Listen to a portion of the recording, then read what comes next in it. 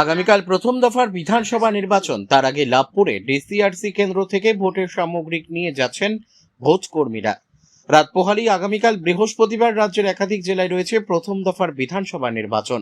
সেই মতো বীরভূম জেলা তো আগামীকালই রয়েছে এই প্রথম দফার নির্বাচন। তার আগে বুধবার লাভপুরের চৌহাট্টা উচ্চ বিদ্যালয়ের ডিসিআরসি কেন্দ্রে দেখা গেল বিভিন্ন জায়গা থেকে আসা ভোট কর্মীরা ভোটের একাধিক সামগ্রী নিতে ওই কেন্দ্রে পৌঁছান। তারপর সেখান থেকে একাধিক নথিপত্র যাচাই করার পরে ইভিএম মেশিন সহ ভোটের একাধিক সামগ্রিক নিয়ে ভোটকর্মীরা জেলার একাধিক ব্লকের বুথ কেন্দ্রগুলিতে রওনা দেন। এদের মূলত কড়া নিরাপত্তার মধ্য দিয়েই ভোটের বিভিন্ন সামগ্রী দেওয়া হয় ভোট কর্মীদের। লাভপুর থেকে শুভদীপ গুইয়ের রিপোর্ট, বিগ নিউজ বাংলা। বিভিন্ন প্রান্তের নির্বাচন, তার আগে আপনারা এই ডিসিআরসি কেন্দ্রে এসেছেন, কীভাবে এখানে মেশিনপত্র নিয়ে যাচ্ছেন? মেশিনপত্র এখন কিছু ব্যবস্থা হয় না, নিতে হবে। আমাদের থার্ড পোলিং এখনও ফার্স্ট পোলিং আসেনি, আমি সেকেন্ড পোলিং অফিসার আছি। আর প্রিজাইডিং স্যার ব্যবস্থা করছেন সব গাড়ির রুট এগুলো দেখা।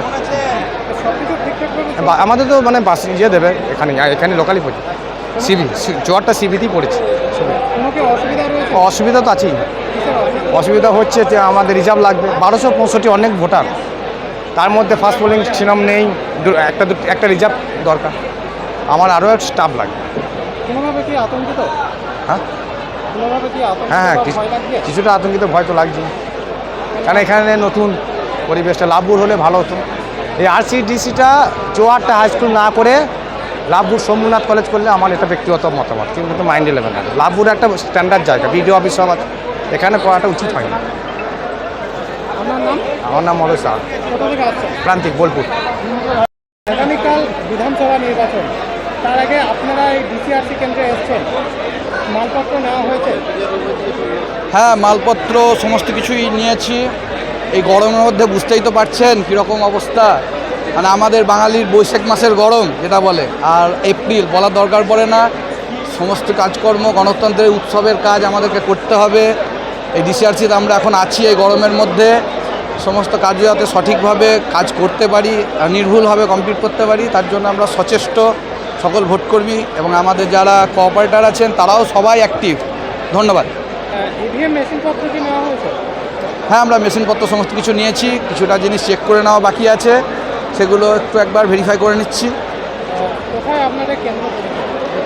আমার কেন্দ্র পড়েছে পার্ট নাম্বার 14, বুথ নাম্বার 14। আপনার একটু দেখে বলে নিচ্ছি। কোনোভাবে কি আতঙ্কিত বা ভয় রয়েছে?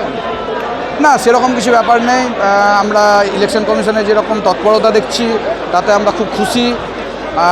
সুন্দরভাবে সেন্টার ফোর্স অ্যান্ড আমাদের রাজ্য পুলিশের সমস্ত কর্মকর্তারা এবং অ্যাক্টিভেটাররা খুব সুন্দরভাবে আমাদের গাইড করছেন বা করবেন। আমরা খুব সন্তুষ্টভাবে ভোটের কাজ করতে পারবো। আপনার নাম? আমার নাম বঙ্কিম মণ্ডল।